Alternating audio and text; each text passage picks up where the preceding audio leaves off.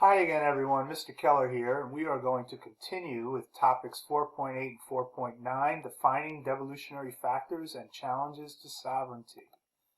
So with regards to disintegration of states, let's talk a little bit about a term that we've briefly mentioned in class this year, balkanization. We know it's the violent fragmentation of a state or region into smaller units along ethno-linguistic lines. New states are often hostile toward one another, and this term is named after the Balkan region of Southeast Europe, a historical ethno-linguistic hotspot. Examples are the former Yugoslavia, as we've talked about with you guys in the past, and South Asian region is also a good example. And with regards to balkanization, we also talk about the concept of a shatter belt, which is a region whose internal geographical, cultural, religious, and political fragmentation is compounded by pressures from external major powers attracted by the region's strategic location and economic resources. So think about a piece of glass and putting tremendous pressure on that piece of glass, and what will happen to that piece of glass? It will shatter. So here is Yugoslavia, and you can see the years where the different parts of Yugoslavia split off. Slovenia in 91, Croatia in 91, Macedonia in 91, Serbia and Bosnia and Herzegovina in 95, Montenegro in 2006, and Kosovo in 2008. All right, and here again the balkanization of the former Yugoslavia into 7 independent states or countries.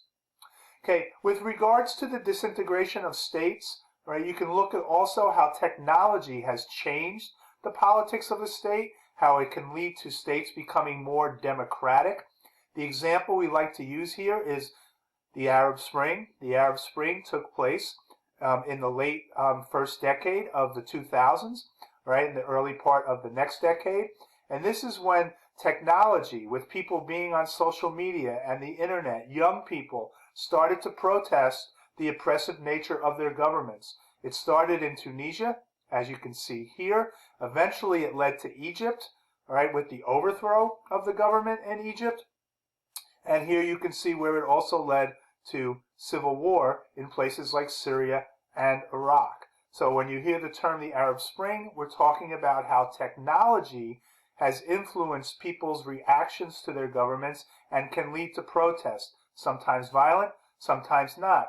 The gentleman who started the protest in the Arab Spring in Tunisia was actually someone who worked for Google. So you could say that maybe they had a bit of an advantage in that context.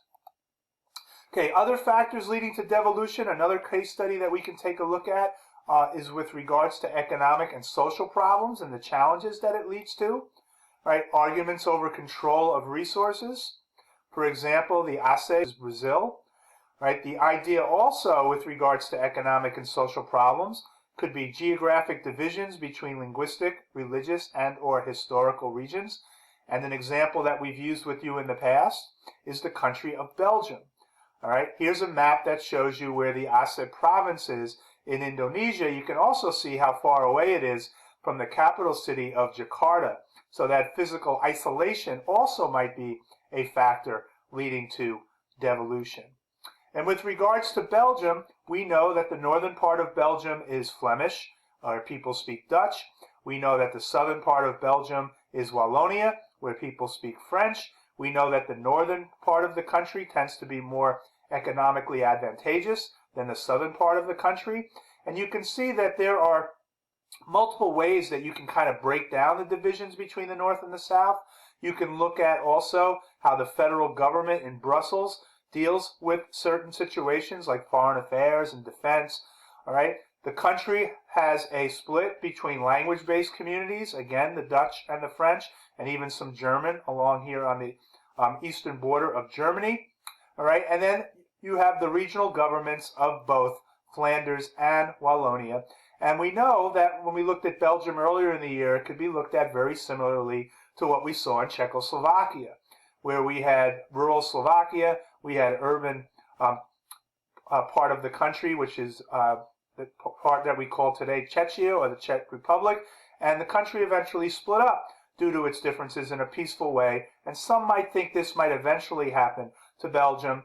We have the capital city also located in the northern part of the country, which is predominantly Dutch-speaking, but dominantly French-speaking within the capital city.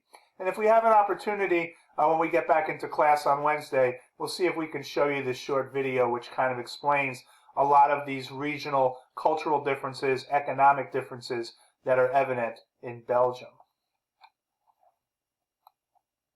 When we look at factors leading to devolution and the challenges it creates, we also need to look at the concept known as irredentism. Okay, irredentism is when a state wants to annex a territory whose population is ethnically similar to that of the state, but is under sovereignty of a different country. The two examples I want to share with you is when Adolf the Sudetenland from Czechoslovakia, right before World War II in 1938, because there were close to 3 million Germans who were living there. All right, this is known historically as the Munich Agreement. And then a more modern-day current example would be the Russian annexation of the Crimean Peninsula. So here you can see on this map in orange, you can see the area that was occupied by mostly German-speaking citizens that were of Czechoslovakia, but culturally they were tied to Germany. And then here you can see the areas controlled by Russia, going back to 2014, you can see where there was conflict and pro-Russian protests. Even though this is the country of the Ukraine, okay, most of these people in the shaded area were more ethnically tied to Russia. They spoke Russian. Historically, they were tied to Russia. The other thing here is with Crimea, it's not a surprise that the Russians historically would want this peninsula because it sticks out into the Black Sea, which eventually flows into the Mediterranean Sea, and the Russians would want that for economic advantages as well as the cultural ties. Looking at another example of where states are fragmented into autonomous regions and part of the country has devolved, we can look at the United Kingdom, where the Scottish government, along with the Welsh government and the Northern Irish government, they run the country in relation to matters that are devolved from Westminster, which is the capital of the UK, in London. That's where the UK Parliament is located. Challenges include economic challenges, issues of taxation, education regulations, laws and regulations and issues related to health and justice, equal opportunities, transportation, taxation. Okay, in Scotland and Wales and Northern Ireland, they have their own parliaments and assemblies, right, where they can pass their own laws and they can make their own decisions, but they still are connected to Westminster, the London Parliament for the UK. Now, back in 2014, there was a referendum in Scotland to determine whether or not the Scottish people wanted to leave and become their own country. Okay, they voted 55% to 45% to stay as part of the UK, but now with the UK leaving the European Union, these issues of independence and these referendum votes are coming back into conversation, and we may see the people of Scotland, Wales, and Northern Ireland deciding that they want to leave the UK and maybe stay as part of the European Union, all right, and actually keep it the way it was before January 1st, 2021, when the UK left the European Union. There are also other political issues that come into play here. Scotland has nuclear sub-bases that are obviously part of the UK. There are military bases in Wales, off the coast of Wales, and in Northern Ireland as well. So these areas of the UK are very, very important, all right, strategic for the UK to hold on to. So these issues of devolution are becoming quite controversial as time moves along. So we'll finish up here with a couple of more case studies related to the disintegration of states. The first one I'd like to talk about with you are the challenges that Ethiopia and Eritrea have been dealing with over the last few decades. Right, back in the early 90s, a civil war was fought for the independence of Eritrea from Ethiopia. Okay, Eritrea has descended into chaos with an oppressive regime since the early 1990s. Right, Eritrea sits on a choke point. We're going to talk about what a choke point is in a moment when I show you these countries on a map. All right, the Bab al-Mandab Strait, okay, leads to the Gulf of Aden. All right, and you can see here, guys, the Bab al-Mandab Strait. Here you can see the Gulf of Aden. Here you can see the Red Sea. and most of the Western world's oil passes through this strait. Now, we call this area right here, where the Bab el-Mandeb Strait is, we call that a choke point. All right, it's a narrow strait or a narrow body of water. It could be a canal where if it was choked off, meaning if passage was not allowed in and out of that strait, that could cause lots of political problems. It could cause lots of economic problems. So think about if Eritrea, all right, or think about if Saudi Arabia or Yemen decided to cut off this strait, all right, what types of problems we might have with regards to world trade. So it's not a surprise that countries like the United States, they keep naval forces, all right, in these regions, all right, to make sure that the economic passage and the economic trade is not hindered. And here, if we have an opportunity in class on Wednesday, we can show you a short video that deals with Ethiopia and Eritrea and their historical differences. And here you can see, everyone, the orange on this map is Ethiopia, and the green on this map is showing you Eritrea. Also, kind of important with regards to the strait that I mentioned before, okay, with the independence of Eritrea, Ethiopia is now a landlocked country. So they're going to be, would love to have friendly relations with Eritrea and friendly relations with Djibouti also, because they have water access where Ethiopia does not. And finally, the last case study I want to talk about is the disintegration of states in relation to Sudan and South Sudan. So as we know, Sudan split into two countries in July of 2011.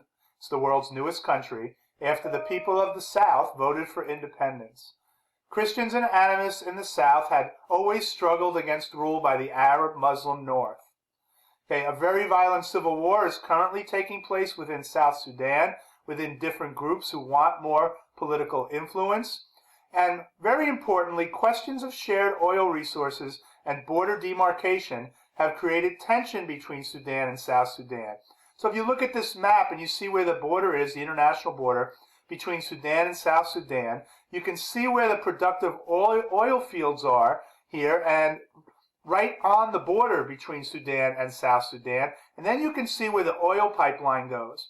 And the oil pipeline goes all the way out into the Red Sea, right? So it's not a surprise that Sudan and South Sudan would have some controversy, would be in conflict over who controls these oil revenues, all right? The oil fields are shared by the two countries, but the port where the oil is actually being shipped out of is in Sudan, that these two countries come into conflict with regards to this. And then also in South Sudan, you have different tribal groups coming into conflict as to who should share the oil revenues just within the country of South Sudan. So this is ongoing, and we're going to have to see how this plays out as we move forward. So that's all I have for you guys with regards to the EdPuzzle. Hopefully you guys found this interesting. Make sure you answer the amount of questions that are in here. We'll only have a few questions for you, and we look forward to finishing this up with you on Wednesday in class. Have a great day.